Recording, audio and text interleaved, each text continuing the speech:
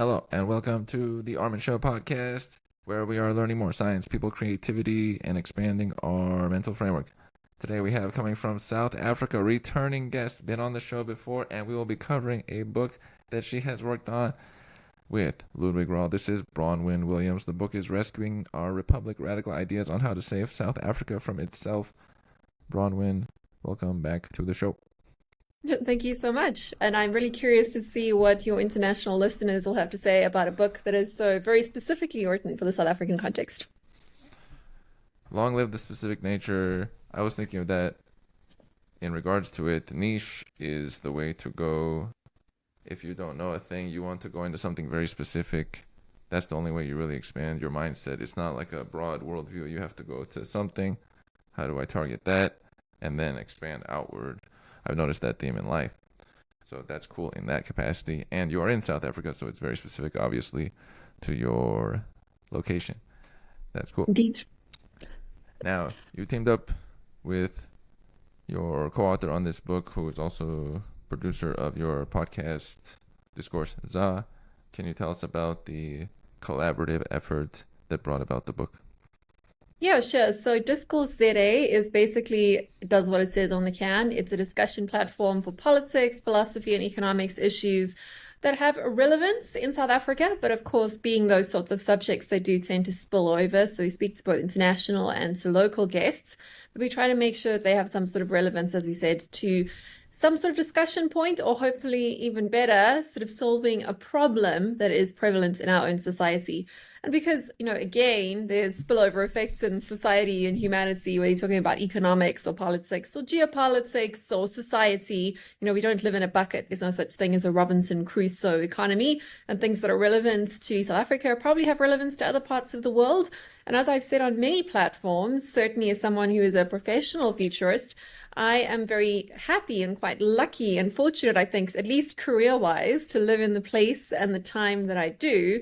And that I think in many ways, socioculturally, economically speaking, politically speaking, in all kinds of ways, South Africa can be seen to be a preview rather than a throwback as to the rest of especially the sort of weird Western world.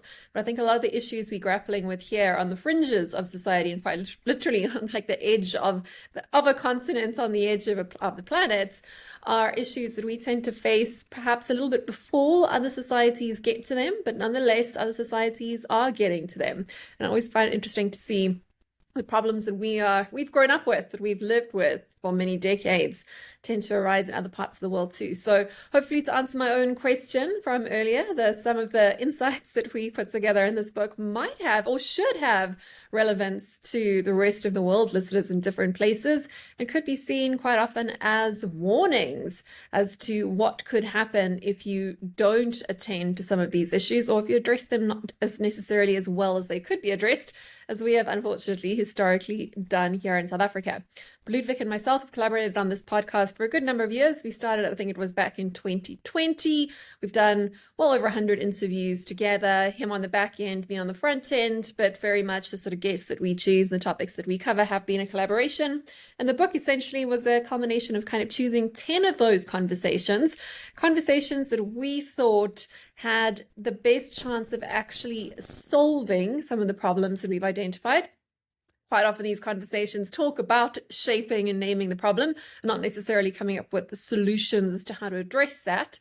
Whereas the conversations we chose, we thought contained ideas that, should they be put into practice, were either novel and or perhaps impactful, should we decide to actually try and do some of these ideas, some of which are more ambitious than others, some of which are very much just common sense that's, quite frankly, just not that common in society today. It's very cool. I like the way the book is laid out. It made me somewhat inspired because I can see myself doing some version similar to the way your book has come out. So that is super cool when you see an example. You're like, oh, okay, this exists in this way. How cool is that? Long live the person creating in that way, which is neat. Now, specific to the country, what are a couple of ways that South Africa is ahead of the rest of the world in potential issues that may arise that come to mind? Okay, so let's take it to the text, since I think that's probably will add some shape to this conversation. One of the chapters, in fact, one of the ones I've referred to in most of the interviews I've had about the book, is entitled Good Neighbors. It was with a journalist and a financial journalist by the name of Julieta Tavi, based here in South Africa once again. And we didn't end up talking about finance, or what we kind of thought the conversation would be. Instead, we ended up talking about Johannesburg, the city that we both live in. Johannesburg is not the city the tourists that come to South Africa go to. They will fly through that city because that's where the international airport is in most cases. So you probably just fly over it. So I think tourists see Johannesburg as a bit of a flyover state, but in the South African context, it's very much the heart of the country when it comes to economics and actually to sort of politics, right? Although you might have campus issues and parliament down in campus, when you actually look at where the sort of lifeblood of the country is coming from, a lot of that activity, certainly the economic activity, takes place in our city. And it's not necessarily the prettiest city, but it is a city that's made by people for people. It's one of the only cities in the world that doesn't even have its own waterway, for example, right? So pretty much everything that exists in Johannesburg has been made and brought together by people. So you've had this sort of cultural melting pot. It's almost like a London or a New York, in that it's a city essentially of immigrants. There's no sort of like native populations of Johannesburg. There's native populations of South Africa, but instead kind of people found their way to Johannesburg and created the city based on gold and the sort of promise of hopefully getting rich one day. But that's the sort of the general consensus of people have come here. And even today, migrants come from all over the continent to try find work here, to try find their fortune. So it's got one of those stories that, again, has parallels all across the world. But one of the things that you'll see very viscerally when you come to South Africa, and again to Johannesburg in particular, is the walls and the booms. We're known for our high walls, electric fencing around them to keep the poor out and keep the rich safe inside. And then you sort of collect some of those high walls and houses together. You put them behind a boom. That's where you put literally like a boom you'd find in a parking garage up across the street to block off thoroughfare, right? To make that little suburb a little enclave. And then you take it even further and you build whole cities based behind a wall. Very sort of feudal, right? So you got this like large wall, security guards patrolling it, maybe even helicopters. I mean, we get those here too, if you can afford them. And within the walls, now you don't just have one house and one family or one street that's been boomed off. You've got a whole compound, a whole community, including shops, including schools, perhaps, including places of work and restaurants. The people who live behind the wall don't have to go out and experience the poverty, the inequality, the crime, the risk, the reality of what's going on behind the wall. Again, history repeats itself. There's many cases in history where we've done that. But part of that sort of experience is, of course, that we have our own, as I said, private security companies, which I think other parts of the world find quite extraordinary. I mean, this idea of like this paramilitary where ordinary homeowners like myself will pay a subscription fee to essentially have armed guards on call to come and protect you, right? And this is normal in a society such we live in. We just take it for granted. It is the water that we swim in. And when you start to see that sort of society that's broken up by walls and neighbors who are right next to each other but entirely divided, we can definitely see these sorts of patterns playing out again in other parts of the world. Again, not to such an extreme extent that we're literally paying paramilitary to sort of protect us from each other. But you sort of, in my role, we always kind of looking at signals and trends and what's going on in the world. One of the things we've noticed in the last few months is that in places like America, you can now get versions of Uber or e-hailing services that are manned or driven by paramilitary officials, again, by ex-military or ex-policemen, right? So again, you got this sort of like protected layer that doesn't really solve the problem, but it solves the problem for the people who can afford the Band-Aid, right? But these become really big Band-Aids really, really quickly.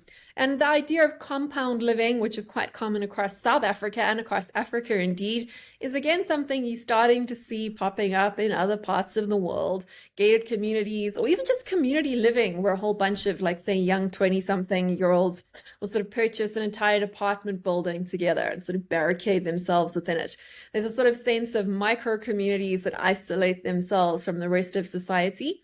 And the same sort of patterns you can see playing out with the billionaires, and how all across the world, if you're rich enough, it's quite trendy at the moment again to kind of very literally build a bunker. I mean, it's It's a trashy if you're poor, as they say, and you're a prepper, but it's classy if you're rich and you've got like a really fancy bunker, right?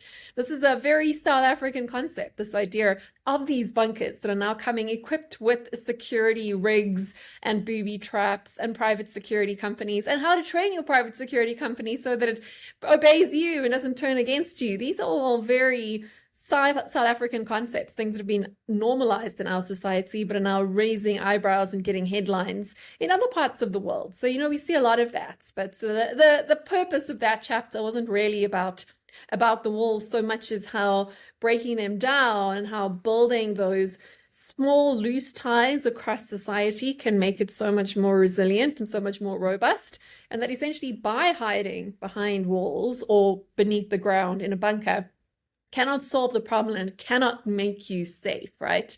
As long as the problem persists on the other side of the wall, you are not safe. And this is definitely a lesson that I think everyone across the world living in much more wealthy societies and might have very much bigger bank accounts has to grapple with. This idea that you're only as safe as the most hungry person in your society, right? A lot of wonderful points right there. A larger theme is the separation, the layers of separation between people. And the bunker item is funny because there is that where at the baseline there'd be a person like a bunker that's at the bottom, but then at the top end there's the bunker. It's like the person that has no car is very poor, then expensive car, and then the richest people once again have no car. They might be driven around or something, so it's back to the same but a different version of it. So there's like layers every time, and then these layers of separation, they add like a pressure. I was thinking of Ozempic, such like the person who is already not fit, then instead of actually bringing it back, no, okay, now I'm going to use Ozempic, but then Ozempic has this side effect, so I'm going to add this. So there's like another layer of pressure, layers of pressure and pressure. What does this do to the South African populace when the inequality is hefty and it's right there in front of people? Do people just say, okay, we deal with it? Is there some sort of anger? What kinds of emotions are at play?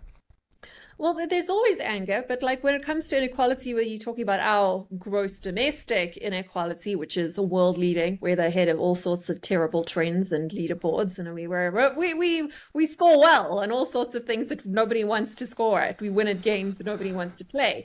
But globally, inequality is also increasing, and it's increasing in ways that sort of kind of confound economists, because you can look at data and see it any way you like and say, oh, actually, inequality has declined between countries. But you go, between which countries? Like the magnitude of inequality is definitely increased. In other words, the difference between the very richest and the very poorest. Even if within some of those sort of percentiles, you see like a flattening of inequality. Overall, we've got this gross pattern that is getting to a point where you can't unravel it, right? And this is, of course, the same thing with South Africa. We've got this massive inequality. In some cases, it's just now become like, again, the water we swim in. We got high crime and high inequality. So people can see that as being like almost a defeatist way of looking at it. Like that's just the way the world works. But we also, much like you can see across the rest of the world, we tend to blame the wrong people. We tend to blame the people we can touch. This is the way envy works, right? Envy works by comparing ourselves to our closest, not actually the most extreme people on the other end of the scale. So, of course, like we can complain about Elon Musk or Mark Zuckerberg being very wealthy, and we can rage against the machine or against the man, but it's not really personal. They become like caricatures or like a joke. But when you talk about real anger, when you talk about real resentment, that often comes from the people closest to you. Your brother is doing better than you are, even though you grew up in the same house. That inequality hurts and is much more likely to become violent than inequality actually between the richest and the poorest. And again, you kind of picked up on this, and I mentioned that point too. That's sort of like the parallels between the bottom and the top tiers of society, and how quite often there's almost a sort of perverse symbiotic relationship between those extreme strata of society, the extremely disenfranchised and the extremely enfranchised, if you want to put it that way, that often forgets about the messy middle, which is actually kind of like the glue that holds society together. Like if you just take something like taxes, right? The really poor don't pay taxes because they don't have any money. The really rich don't pay taxes because they can play the arbitrage game across any jurisdiction across the world, and they can hide money in shell companies and businesses and all the rest of it. Who pays tax? The wage worker. In other words, the not really poor, they're rich enough to have a job. It really makes you lucky in South Africa.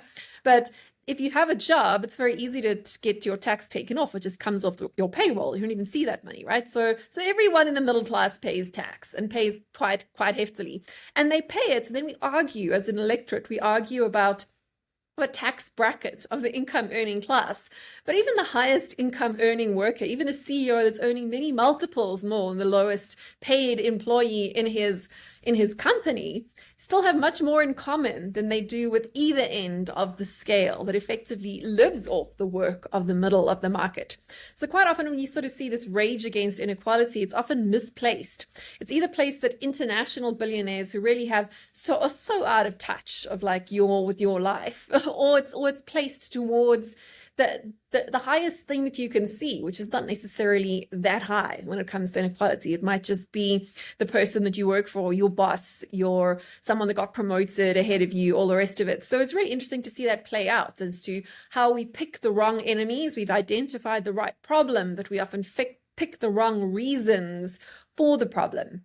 Again, coming back to the billionaires thing, across the world, they make nice scapegoats, right? Because you can name them. We all know them. We don't actually know them. We don't know the richest people. We just know the most famous rich people. But we can sort of pick on them and like scapegoat them and say they the problem, they causing inequality, without thinking about the whole sort of system and how it all hangs together and how they are the lucky beneficiaries of the same system that through really not necessarily their own effort purely have blessed them as much as that system has caught other people underneath the dragnets. And you got to kind of look behind the curtain to see how all this sort of ties together.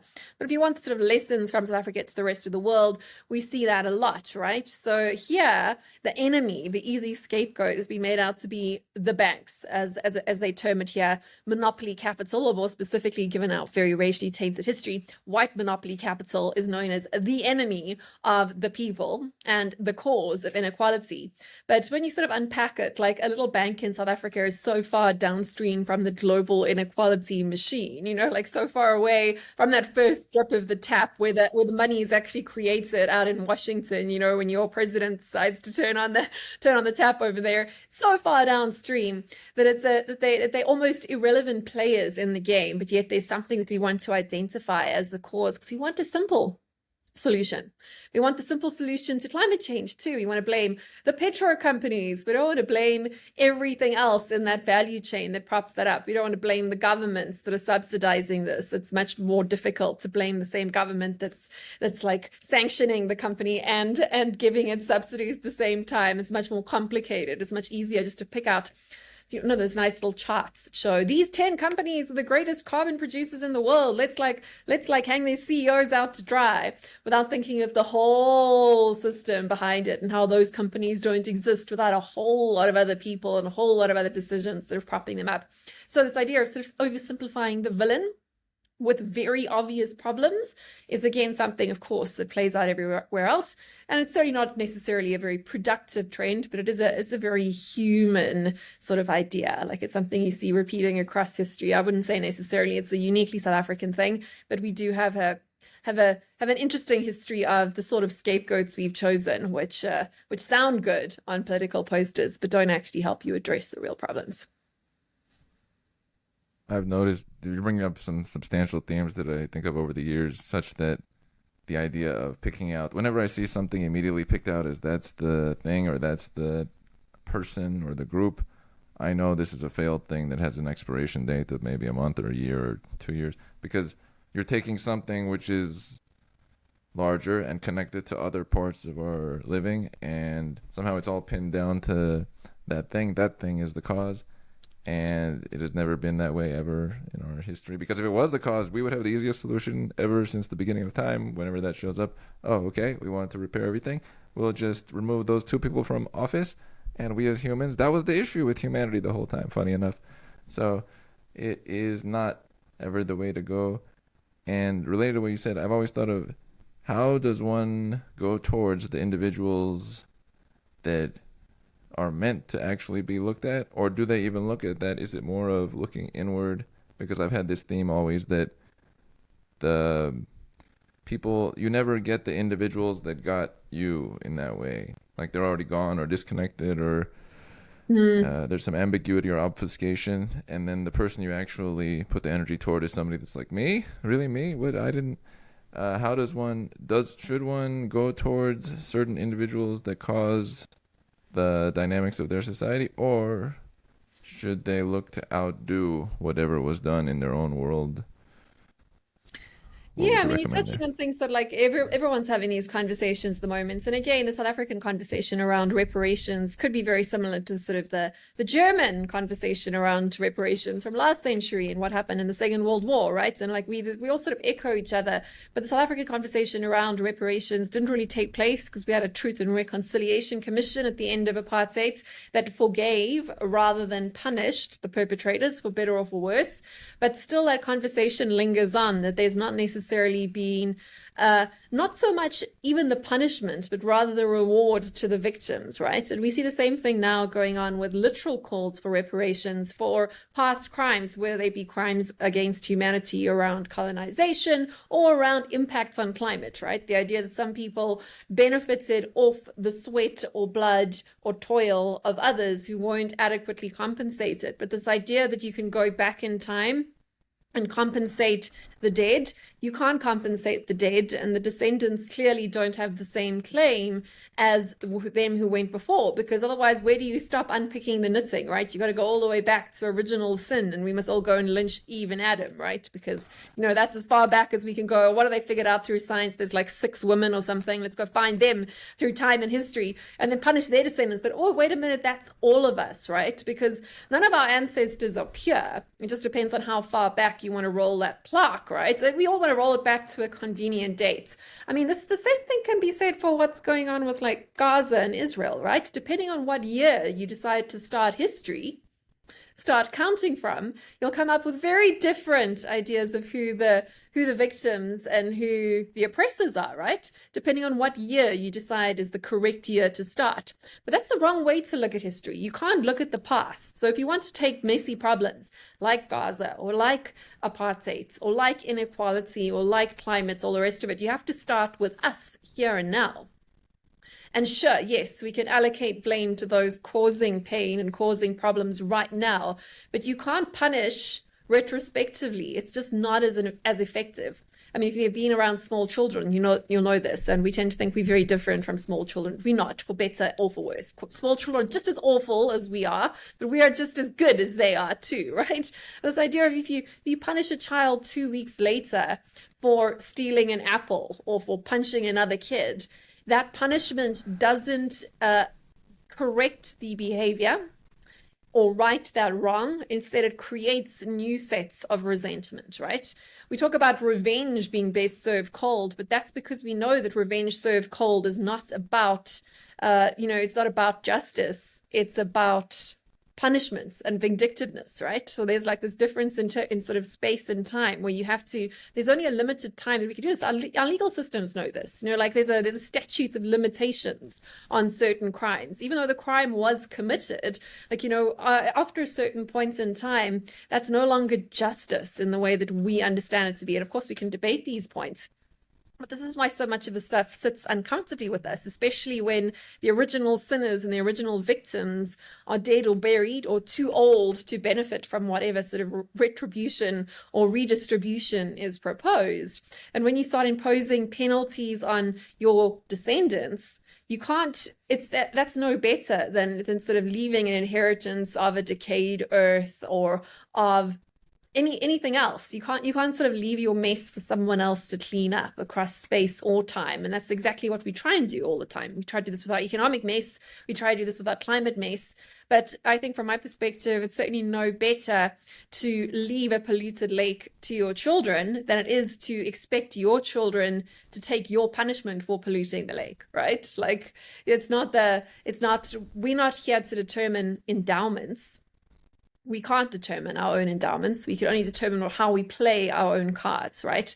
Which means that justice has to take place in the here and now. And it means that doesn't just mean that we have to call each other to account. It also means we have to call ourselves to account in a continual process, if that makes sense.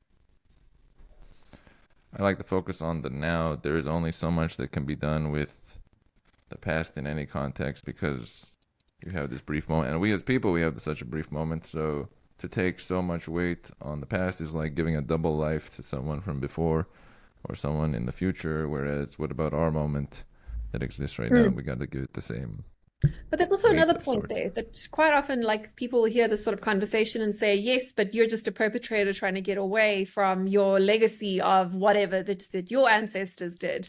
But it's not just about that. It's also this case of living with yourself. Like if I could say as a woman, you know, like we've had generations of patriarchy that I'm now a victim of, right? And that I'm sort of due some compensation from the male of the species, right? To make up for the intergenerational harm and the legacy and the fact that my mother would have been wealthy and my grandmother would have been wealthy and all the rest of it all the way back in time if there had been more inequality back then. But that sort of mindset, that mindset of looking to the past for what you're worth, ties you to the past too. It also holds you back from just taking that next step forward, right? Like it's not fair, it's not your fault, but it is your responsibility, which is the quote we use the most in the book that we put together. It's not to deny past injustice, we must deny it, but we can't look to the past as an excuse for not stepping forward into our future or for perpetuating problems and being part of the problem instead of being part of the solution going forward.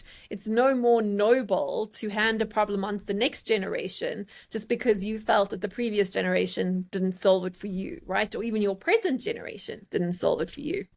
That's just a very self-limiting mindset. It's not the sort of mindset that leads to a flourishing life for an individual or for a society. It's like if you're in an establishment and there's various trash near the trash can nobody put in there, and you walk by it, nobody cleans it up. The next person walks by it, no, I didn't do it, so I won't clean it up. Then all you have is an establishment that has dirt on the ground for years and years because nobody took it upon themselves to make it cleaner. There's something to that. One thing I look at with countries and how they are going is property ownership, who owns what, can other people get property, and the difficulty with owning such. How is that in South Africa? Is it like in California where I am? It's one of the most extremely unaffordable places in the United States, and that just it makes a weird dynamic that's getting weirder by the year because then it's like either you're here or you just have to depart. It makes for a weird human dynamic. How is that in South Africa? Well, again, I think that we are grappling with these issues again ahead of perhaps the rest of the world. And this ties back to the previous conversation around reparations, where people probably draw their own conclusions about what my politics are and where I stand on these sorts of issues. But there are these sort of baked in inequalities that we can address in the here and now. The land issue has been a flagship poster issue in South Africa that comes back down to these ideas of reparations, the idea that land that was confiscated during apartheid should be returned to the descendants of those who had it confiscated. But again, this is messy and complicated because which descendants and what if you're an illegitimate child and who gets the actual birthright claim, right? Birthright claims are tricky because we are so interlinked as a society. But if you sort of push past that and get down to the real problem, why the issue of not being able to afford land or property gets to people, it's because not having an ownership stake in the place that you live in makes you disenfranchised, just as much as not having the vote makes you disenfranchised, because ownership is tied to all sorts of virtuous cycles, right? If you own a patch of land, you're incentivized to invest in the community that supports that land's value and supports that land around it, right? And that in turn sort of pushes the border of society broader. This is basically how society took place. And this is why a lot of people think that property rights are core to, say, to functioning society. Now, I don't necessarily take that view exactly. I say that ownership is important and that property rights should be up for grabs and re-debate, because the way our property rights are currently defined do perpetuate inequalities of the past. And perpetuating inequalities of the past just because they happened in the past is absolutely no better than looking to the past for claims for redistribution or for retribution that you then get to claim on behalf of some previous ancestor. So claiming victimhood from a previous ancestor is the same morally, ethically, and outcomes-based, as I see it, as claiming sort of privilege from previous ancestors that is then backed up by the law. This makes no sense because in reality in South Africa, our legal system does defend apartheid confiscation legal systems because it's a direct chain of ownership from the confiscator to whoever has purchased it now, right? So those sort of inequalities are perpetuated through the law, which is clearly unfair. And this is how societies become more and more unequal over time. I mean, we touched on this a bit earlier in terms of like taxes, right? Income earners or the working classes, even the wealthy working classes pay taxes. Your really rich people don't because they inherit a lot of their wealth or their wealth in trust funds and all the rest of it. So this gets passed on and those inequalities widen over time.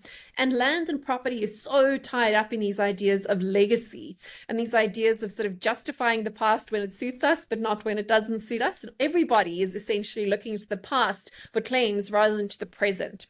And that's why I insisted on this book in putting in a chapter with Lars Doucet, who's an incredible man, both personally and professionally. His background is in architecture, and then he got into game design, and like myself, very quickly figured out game design is all economics. And it's the sort of economics where you do get to play central banking God, and you get to design Robinson Crusoe economies, right? And figure out where wealth and inequalities come from and those sorts of things. And much like myself on my sort of journey, looking at how to get at gaming economics and all the rest of it, it becomes very clear that inequalities root from essentially monopolies, or in other words, individual claims on collective rights, right, that are backed up by the law. And this can be hugely unfair. And when we're talking about land or property claims, you're not just talking about patches of dirt or soil. We're also talking about things like mineral rights, or in the air, spectrum rights, or water rights, right, or cloud rights, and increasingly if there's going to be drone taxis, who gets to fly where rights kind of thing. Those sorts of endowments should not be individual endowments, right? They really should be collective endowments, and those benefits should be better collectively shared. But there's a catch, because as I said, stewardship or ownership over tangible things has all these incentives in the human brain that get us to protect what we believe to be ours, right? And to invest in its protection and to invest in that community.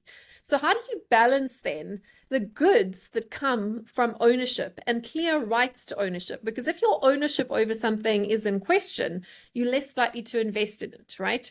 Tenants don't tend the garden the same way a property owner would, right? And if you're not sure that your picture that you're drawing could be taken away by your teacher any second, you're not going to put quite as much effort into it as you can take that home. So how do you balance ownership with negating unearned income essentially from monopolies? Monopolies, again, being where we all collectively pay to protect your rights at the exclusion of our own. And these ideas are easiest understood about tangible property.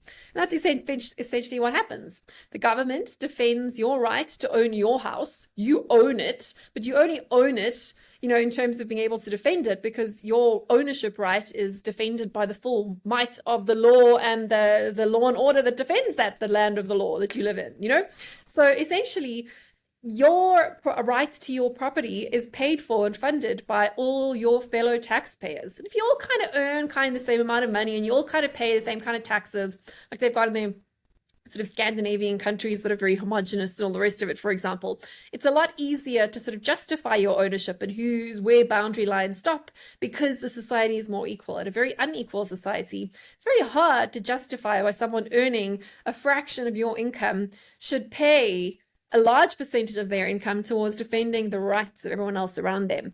So there are these other sorts of heterodox economic ideas and models of ownership that are worth exploring. You might not agree with them, but some of the principles behind some of the things that Laws speaks about date back to the ideas of Georgism. This idea that it's quite frankly nonsensical to think that any one individual can own indefinitely and pass down to his children and children's children, all the rest of it, a common good. Very different from an individual good like the jacket that I wear or the hair on my head, which is quite clearly mine, that I can take with me. But a piece of land that I'm not using, that could be better used by someone else in society. And why should someone else be able to walk over this land? And who said that land, just because I happen to be born here, that should belong to my great-grandchildren as well, right?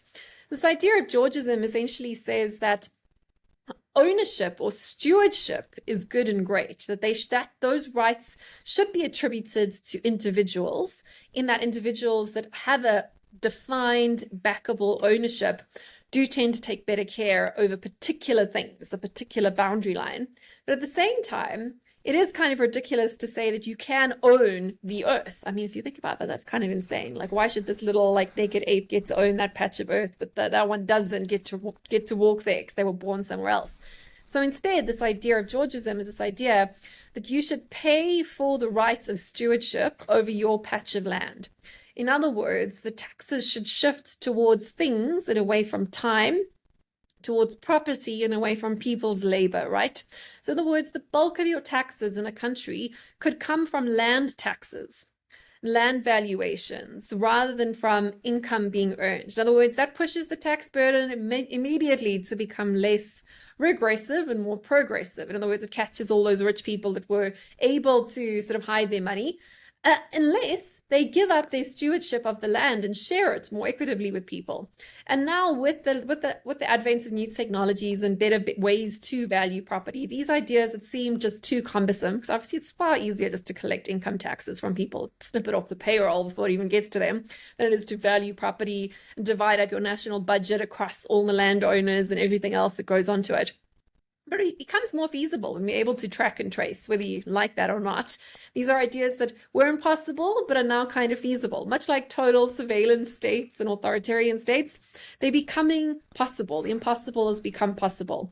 And this idea that effectively, if you're not using property, you shouldn't be able to squat on it and extract monopoly rents, that instead we must understand that all natural endowments do belong to humanity at large, and that if you do benefit from being able to steward a patch of land and eat the apples of the trees that grow there, you should be contributing something back to society by or for explicitly excluding them from that same right? So it's just a way of distributing surplus, unearned surplus, more equitably. But ironically, the actual property question here is almost the least interesting one when you start to apply these principles of common goods being more equitably shared.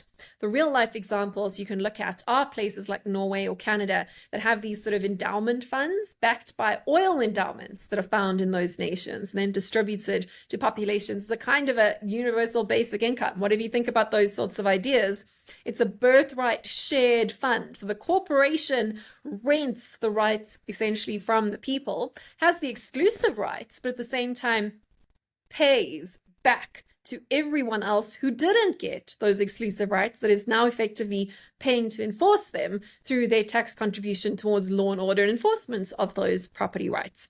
And you can apply the same thing to all sorts of scarce and indivisible assets. Water is very interesting, especially in Africa, where you've got quite often foreign multinationals who have first rights to water. It used to be for bottling water or for putting water into Coca-Cola plants, for example, and you get the extraordinary things that it's cheaper to purchase a foreign beverage already canned in a bottle than it is to drink the same amount of water out of the tap in your country because of who owns the water rights there. That's clearly something that could be addressed by these sorts of different ways of looking at endowments and sharing natural assets. And also things like spectrum, the right to own the airwaves. It used to be like with radio, like the radio waves. There's only so many of those you could divvy up for stations. Now with spectrum for things like Wi-Fi and for data and cellular networks. Those currently are essentially sort of sold off to the highest bidder here, who has effective monopoly rights to then set data prices, which are very high here in South Africa, but could be lower if we charge those companies to extract back from them more of their monopoly money, the money that they didn't earn, the money that they have the right to essentially print by being the only person that can have access to that space. And there's all sorts of things we can look at there. I think it's going to be interesting to see also sort of like sky rights and space rights, how that comes about, right? Like if companies have the right to say put satellites into our global night sky, why should they be able to do that? That's a humanity birthright to look at the stars. So how are we all being compensated for that in exchange? And that's kind of the way to look at it. And that sort of gets to the heart of finding more pragmatic, present and future orientated solutions to historical injustices rather than reinforcing historical injustices, which is bad, or trying to rely on some sort of ad hoc accounting activity to retrospectively try and rectify the wrongs of the past, which is a constant sort of backwards looking calculation rather than a contemporary solution that can actually solve these problems. So that's just sort of mindset shifts that we can look at doing differently. It might not be the solution, but it is a conversation that's worth having. And that was kind of the idea behind the book. What are conversations worth having? What are ideas worth playing with? And what other ideas could sort of come off the back of that? In some ways, it is a counter to or an upgrade to the business mindset of, oh, wait, what's that thing I can find out that can get me compounding value and grab a lot for me, where people wouldn't notice, and by the time they notice, I already have these things and the rules are in my favor in that case, such that it can't be grabbed from me after the fact. But then the counter to that is to look at those financial metrics or rules and not let them be in place in the first place, because those business-minded individuals are motivated by those, oh, wait, if I do this and this and this, and then I build at that place, and then I move my money to there, and now I'm here, I did a quick move on the system, and it worked well for me, but then that's not good for all of humanity. Every time we do these little, I got something, because humanity still continued. It's like one person was not humanity, or some group. So then the counter force is what you're describing here, which is very cool. How do people remain optimistic in responding to, it could be inequality or lack of housing that they could have? How does the average person remain optimistic, let's say in South Africa, regarding moving forward or even their own life? Well, optimism is one thing. According to sort of many studies, South Africans, and particularly South African business owners, are quite optimistic, often more so than other parts of the world. But optimistic is not the same as necessarily having agency or feeling like you can participate in that. We definitely have a big problem here with apathy, especially youth apathy, with regards to getting involved with their own future. There's quite often we talk about here having this mindset of having a make a plan mindset or being resilient, which South Africans are. Like, you got all these problems, but you still sort of carry on. The danger to that, of course, is that these problems become things that we know if we don't do anything about, right? That you end up accepting and complaining about rather than acting positively against. And we can see this again playing out across much of the rest of the world now too, but particularly among young people globally, where you see this sort of youth apathy sort of catching up. Again, we had a little bit of a sort of start there, particularly in the political domain, sort of carrying on there. And also in the workplace, right? This idea that if I can't win in a game, there's no point in playing. And I think that that's the danger that we fall into here, rather than this game is rigged, I need to do something about it, which is a different way to look at it, right? It's a different sort of response to an untenable situation. This is true. Agency is a big deal because the lack of it is, there was a lyric from a song. It said, a person without a hope, their life could drive them insane. When you lack some feeling of agency or ability to move forward, it negates a good chunk of your human nature, and then you're on autopilot in some way because, okay, why would I use my effort and prefrontal cortex to find a better way if it's not really in my hands? And it gives us self-esteem and those kinds of features. I always look at agency quite a bit, and free will connected to agency. Where does South Africa lie within the African continent, and how concerned is South Africa with what the rest of the world is doing? Well, if you want like the geography, it's right at the bottom of Africa, South Africa. Right. Oh, no, that's not what you're asking. Where does it stand with the rest of Africa? Well, we don't necessarily have the best reputation among the rest of Africa in that we have South African exceptionalism. So we tend to play a little bit of this sort of pot calling the kettle black kind of game. You know, that whole idea that we feel like the rest of the world sort of looks down on us, but at the same time, we have a reputation of looking down or not being as accepting of the rest of our continent, and certainly not that welcoming, say, of like financial migrants or people seeking jobs in our country, right? So we're quite isolationist in that regard. Like quite a lot of our politicians might not have used exactly the same words, but have certainly ridden to their elections on tickets of, like Trump said, very literally building a wall. Quite a lot of these politicians would have sort of put on their tickets like South Africans first, or South Africa for South Africans, or like where we're going to be. Well, we'll export or kick out the migrant workers, and we'll keep it for ourselves. There's a lot of that sort of subtext, and that is our reputation across the rest of the continent. Nonetheless, even if our economy isn't always, depending on what sort of numbers you look at, the biggest, because we're not the biggest country in terms of population size, we do have one of the most robust economies and still have one of the most, at least, respected democracies in terms of being a so-called full democracy, or flawed but not a democracy, which is actually a rarity across the African continent. And as such, because we have economic clout and political respect, we do often, whether they like it or not, represent the continent's interests at international forums. And we play double agent there. We represent and have that same role, both in the sort of Western Washington consensus organizations and in the more BRICS-orientated organizations. We kind of the mouthpiece for a very fragmented continent, just simply because we are the richest, most popular, from an outsider's perspective, kind of kid in the room. Whether that is a deserved place or not, I think is very much up for debate. And whether we'll maintain that position or not is also up for debate, given our population growth rates and given our economic growth rates compared to some of the other contenders on the continent who are doing things their own way, maybe not quite as democratically, but certainly it's not a position that South Africa can be assured of forever. But essentially, that's kind of the place that we're in, if you want a very unnuanced and very poorly shaded and colored in outline coloring page of sort of the continental geopolitics. It's pretty cool. It's funny to be on one end, on the lower end viewed, and then on the other end, be on the top end as far as the view is entertaining from a worldwide perspective. Like a big fish in a small pond, but it's a very small pond in a very big ocean. Yeah. Right.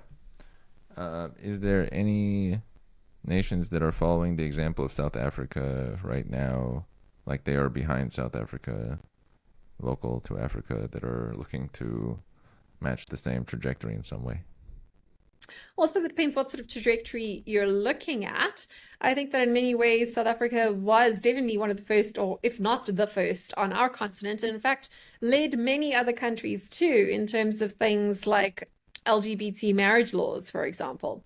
Our constitution back in the 1990s sort of promised things that even our population didn't necessarily vote for. This is not a representative sort of like example of the average South African's morality being superior or more progressive to other parts of the world at all, but rather our country, due to its history, had to grapple with those sorts of issues because we were busy trying to get rid of minority rule. We were trying to get rid of discrimination, and that meant that we had to look at all kinds of discrimination, even those that perhaps made some of the very same people who were writing that constitution uncomfortable, right? Which I think is always quite interesting. So in issues of human rights, at least in paper, if not in principle, we have tended to lead the conversation.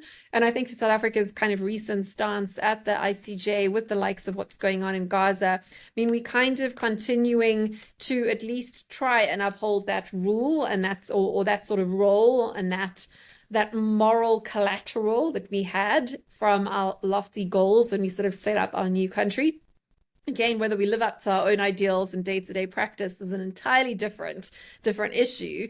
But I think that it is quite interesting to sort of see the issues that have been pushed through in South African courts, even if they're not necessarily accepted, again, as I say, by all of the people or by the majority of the people.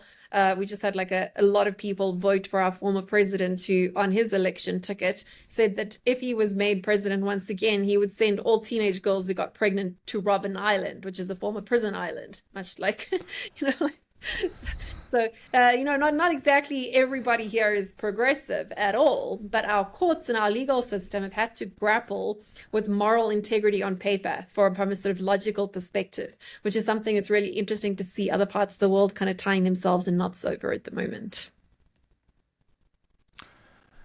One thing to go back to earlier, you had mentioned the young people and their apathy. If we put people into groups by age, like the younger people, the mid-age people, and then the older folks, which group is most likely to influence change in the next, let's say, decade? Is there a group that, based on how things are, should more likely lead the way Well, at the moving forward? moment, your older generation, sort of 50-ish-year-old people, are the ones that are the most engaged, the most disillusioned, but the most engaged when it comes to the political process. The question with our youth, though, is if they choose to follow extracurricular politics or not. The youth in South Africa at the moment make up 50% of the eligible electorate, but we had youth voter apathy rates far exceeding that. So that vote is sort of potential energy, and that effort is also potential energy, which could be harnessed towards any sort of leader, a populist, an authoritarian, a Democrat. It could be just left as it is to kind of rot and to waste away on the vine. These are not things that we can make definitive predictions on, but we can sort of play with scenarios as to what could happen if the youth energy is rallied and the youth sort of sleeping giant wakes up, or if it doesn't. And I think both those propositions scare different people in different ways. The current youth apathy suits quite a sclerotic, sort of bloated, elderly, post-middle age political and economic class, right? I mean, that's apathy suits them just fine. Are they? But can they perpetuate that, and for how long? I think is the question. That's a great way to put it. My last question for you: if you had a summary statement of rescuing your republic that you would want people to take away from the book, what would that be? Oh, yes, I've already said it, and I wrote it many times in the book, and that's it's not your fault, but it is your responsibility, and that's my favorite Terry Pratchett's favorite quote, and I just think it speaks exactly to pretty much all the things we've spoken about now. Past-looking solutions, past-looking claims, as opposed to contemporary action that we're going to take right now. It speaks very much to using your agency and using it even if you don't necessarily feel like using it, that you have to be part of that solution. And it's a message to young people and to old people, right? We've just spoken about youth apathy. That's the sort of message that hopefully lands with young people, that if you don't use your agency, someone else is going to use it, maybe against you, not necessarily for you. That is wonderful. Bronwyn, I would like to thank you for having joined on this episode and describing a bit from your recent book and coming back onto the show. Thank you. Wonderful. And we are out.